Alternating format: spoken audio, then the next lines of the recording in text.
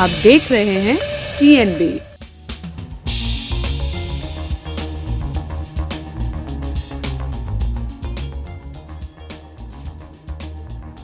दिवाली का त्योहार जब भी आता है तब पटाखों को जलाने से लेकर उसे बेचने तक पर बहस तेज हो जाती है।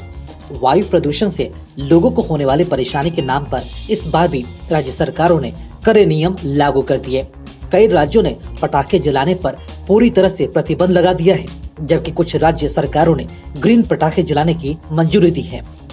सोशल मीडिया पर छिड़ी बहस से इतर पटाखों पर बैन को लेकर कुछ लोगों का मानना है कि हमेशा हिंदू त्योहारों को टारगेट किया जाता है।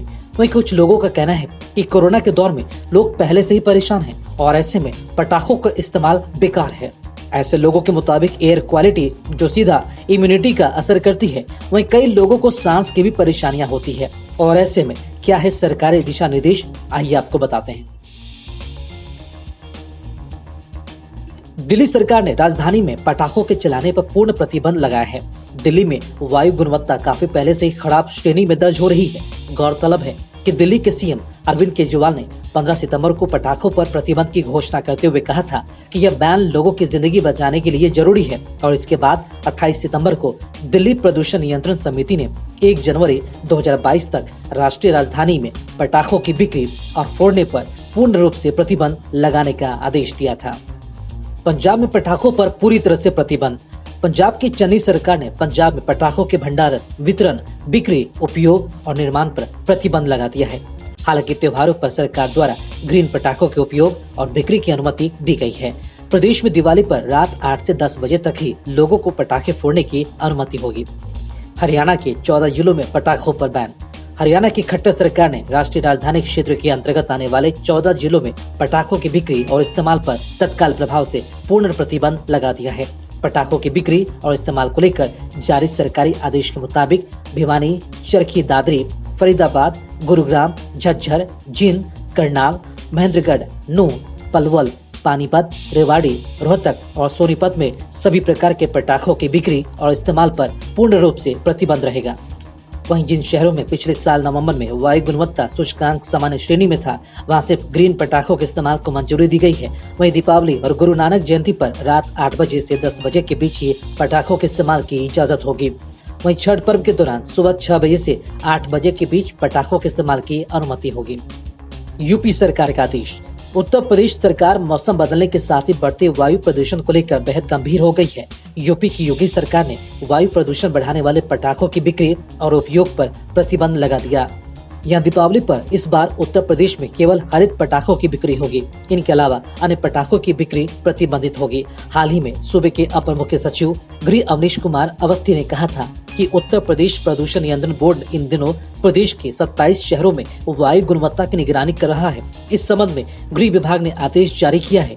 अपर मुख्य सचिव गृह का कहना है कि पटाखों की बिक्री और उपयोग को लेकर सभी डीएम को निर्देश दिए गए हैं। जिला स्तर पर डीएम हरित पटाखों की बिक्री व उपयोग की समय सीमा तय करेंगे। मध्य प्रदेश सरकार ने जारी की गाइडलाइन। मध्य प्रदेश सरकार ने दिवाली के लिए पटाखों को देखते हुए गाइडलाइन जारी करते हुए बताया कि जिन शहरों की वायु गुणवत्ता 100 से 200 के नीचे है, वहाँ दिवाली के दिन 2 घंटों के लिए ग्रीन पटाखे फोड़े जा सकेंगे। इसके अलावा जिन शहरों के वायु गुणवत्ता सूचकांक 200 से ज्यादा है, वहाँ पटाखे नहीं फोड़े जा सकेंगे। दिवाली के दिन सिर्फ ग्रीन पटाखे ही 2 घंटे के लिए फोड़े जाएंगे। वहीं क्रिसमस और नए साल के मौके पर रात्रि के 11:55 से लेकर 12:30 तक ग्रीन पटाखे फोड़े जा सकेंगे। वहीं पटाखे फोड़ने का आदेश देते हुए एनजीटी ने कहा कि नियमों का उल्लंघन करने वालों पर जुर्माना भी लगाया जाएगा। अगर कोई पहली बार नियम तोड़ता है तो उस पर 100 रुपए और कोई साइलेंट जोन में पटाखा फोड़ने पर 3000 रुपए का जुर्माना लिया जाएगा। इसके अलावा जनरली, बारात, शादी या धार्मिक समारोह में 10,000 और साइलेंट जोन में पटाखे फोड़ने पर 20,000 रुपए जुर्माना देना होगा। छत्तीसगढ़ सरकार के दिशा निर्देश। छत्तीसगढ़ में दिवाली और छठ के पहले सरकार ने जरूरी गाइडलाइन जारी कर दी है। सरकार ने त्योहारों को आता देख छत्तीसगढ़ में पटाखे फोड़ने का समय तय कर दिया है।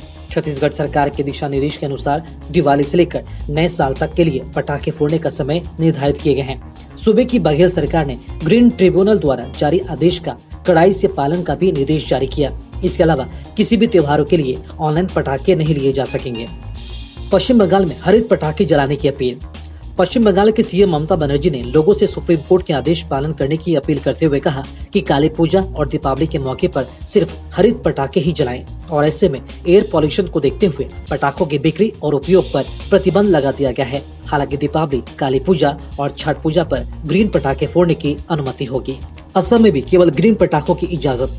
असम के प्रदूषण नियंत्रण बोर्ड ने आदेश जारी कर ग्रीन पटाखों को छोड़कर सभी तरह के पटाखों पर प्रतिबंध लगा दिया। यहाँ ग्रीन पटाखों को भी निश्चित समय तक जलाने को कहा गया है। यहाँ दिवाली के दिन 8 बजे से लेकर 10 बजे तक और छठ पूजा के दिन सुबह 6 से 8 बजे तक ही ग्रीन पटाखे जलाए जा सकते हैं। दक्षिण भारत का हाल। उत्तर भारत की तरह दक्षिण भारतीय प्रदेशों में भी त्योहारों के मौके पर पटाखों पर बैन की चर्चा जोरों शोर से चल रही है। वायु प्रदूषण और लोगों की सेहत का हवाला देते हुए राज्य सरकारों ने निर्देश जारी कर दिए हैं। तमिलनाडु सरकार का फैसला। तमिलनाडु की सरकार ने भी साफ किया कि दीपावली के दिन राज्य में केवल हरित पटाखे चलाने की मंजूरी होगी और उच्चतम न्यायालय के दिशा निर्देशों के अनुसार पटाखे चलाने के लिए केवल 2 घंटे की समय सीमा तय की है। प्रदेश के पर्यावरण, जलवायु परिवर्तन और वन विभाग की तरफ से यहाँ जारी एक बयान में बताया गया कि दीपावली पर सुबह 6 बजे से 7 बजे तक और शाम 7 बजे से 8 बजे तक केवल हरित पटाखे जलाए जा सकेंगे। कर्नाटक में ग्रीन क्रैकर्स को मंजूरी। वहीं कर्नाटक सरकार ने दिवाली के दिन केवल हरित पटाखों की बिक्री और जलाने की इजाजत दी है। वहीं इसी के साथ लोगों को कोरोना गाइडलाइंस का सख्ती से पालन करने का सुझाव भी दिया है। महाराष्ट्र सरकार की अपील। महाराष्ट्र सरकार ने पटाखों के इस्तेमाल पर प्रतिबंध नहीं लगाया है, लेकिन लोगों से इस साल पटाखे जलाने से परहेज करने का अनुरोध किया गया है। खबरों में फिलहाल इतना ही। देश और दुनिया की ताज़ा अपडेट्स के लिए लॉगिन करें www.thenationalbulletin.in पर।